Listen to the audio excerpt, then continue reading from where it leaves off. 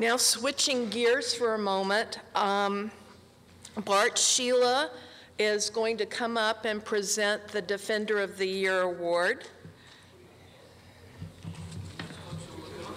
Are you ready?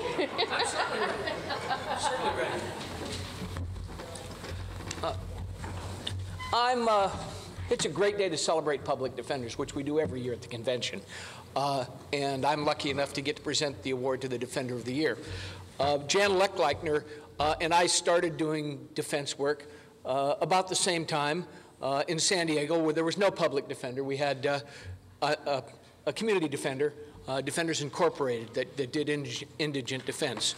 And we were both fortunate to start there about the same time.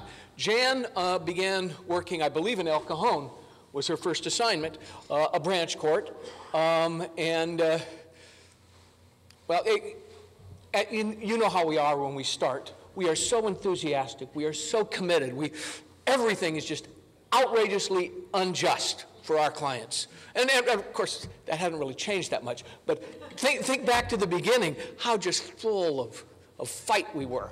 So Jan went out to El Cajon and brought that, challenging every single thing that needed to be challenged, and brought her passion there.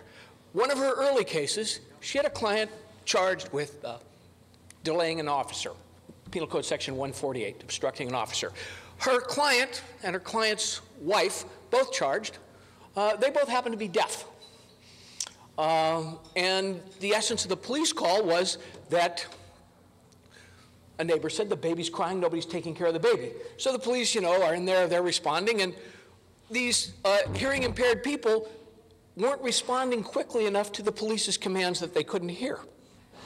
And that was the essence of it. Now, of course, Jan would do a great job in the case, but what offended her the most in that case was the inadequate resources in the court system for people who were hearing impaired. And that was the battle she took on to start with, is just making that system just for those people.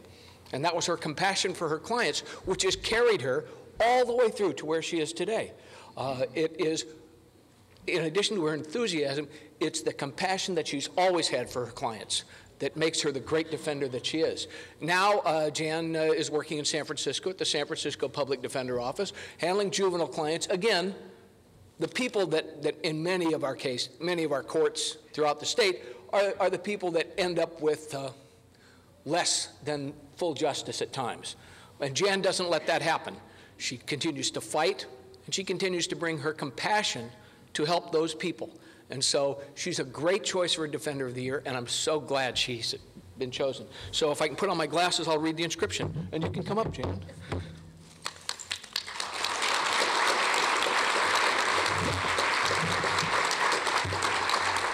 California Public Defender Association Defender of the Year Award 2011, Jan Lecklikner, Deputy Public Defender, San Francisco County.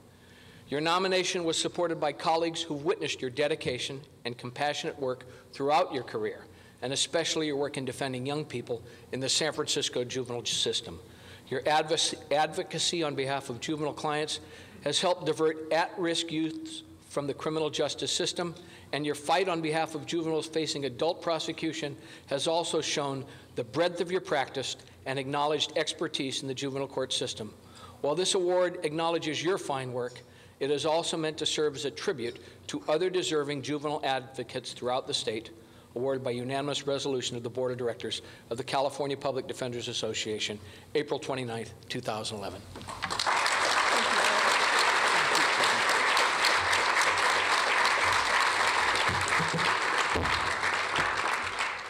When I got the call about this award this year, it was a complete surprise. And my response was, I don't deserve this. I'm a line deputy. I'm a trench lawyer. I work in juvenile. I walked away from murder cases. I walked away from having the whole office come to closing arguments, having one's name in the press. I walked away from this, so I don't deserve this award. And then I remembered a conversation that I had with an old colleague and friend that took place in the women's locker room of the Berkeley YMCA. And my friend was ranting as we sometimes do, and basically she was saying that unless you're doing capital cases, you're not really a defender. And I said to her, when you look at those files, and you look back and you say to yourself, why didn't that lawyer try that one rock cocaine case? Why didn't the lawyer investigate the probation violation? Why didn't that lawyer hire a psychologist to do an evaluation of that 15-year-old? I said, I'm that lawyer who tried that one rock case, and I'm the lawyer who investigated the probation violation, and I'm the lawyer that did the psychological evaluation on the 15-year-old, and you are never going to look at a file of mine and say, why didn't I do that? So that is what it means to be a defender, and I think that this is the highest calling of any aspect of our profession. So I'm going to use this opportunity, since I have 6 whole minutes, to recruit. And I'm speaking to my peers. And when I mean my peers, I mean what kids would call the OGs of this room. What Bart Sheela talked about back in the heyday when we started in El Cajon and in San Diego, and we had all that passion. Some of you have been doing this for a long time. You're proud, you're strong, you can go into a courtroom, you can control it, you can win your jury trials, but maybe that passion isn't quite there anymore, and you're wondering, like, what happened to that person that started out 10 years ago, 20 years ago, 30 years ago? Where is that passion I used to feel?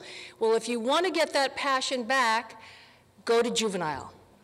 Now, people say, well, you don't really try cases in juvenile. It's, I've heard everything from McLaw to kiddie court. Well, the kids get strikes now. Kids get to register sex offenders for life now. It's a very different arena there. And you try cases in juvenile court the same way you try them in adult court. You put on experts, you file legal briefs, you investigate, you kick butt. Except instead of having 90 days on a no-time waiver, you have 3 weeks to get it together, and you better be a seasoned lawyer if you're going to get all that done in 3 weeks before you try a sex case. So people think, well, if you go to a jury trial, that means you're a really good lawyer. Guess what? It's harder to win in front of a judge.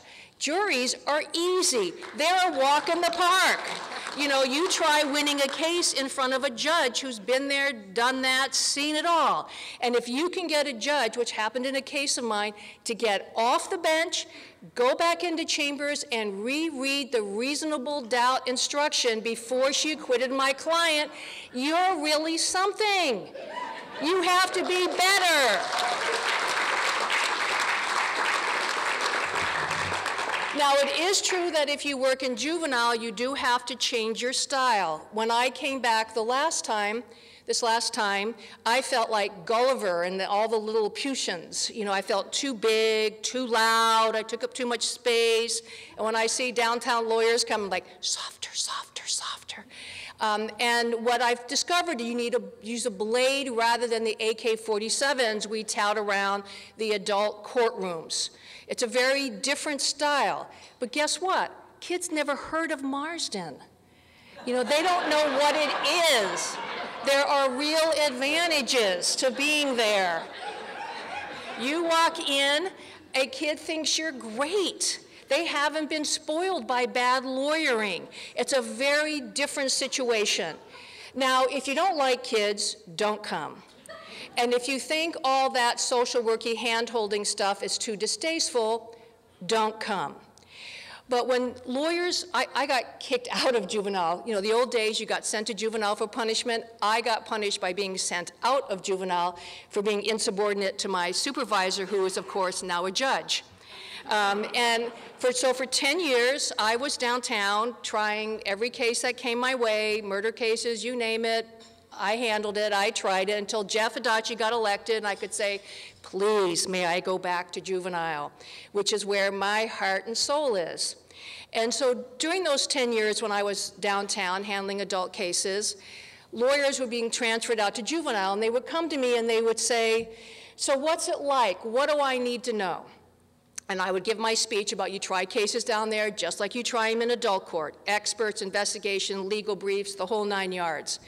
And I'd say we use some different words. We say dispositioned instead of sentencing. We say jurisdictional hearings instead of trials. But I said, here's the real difference.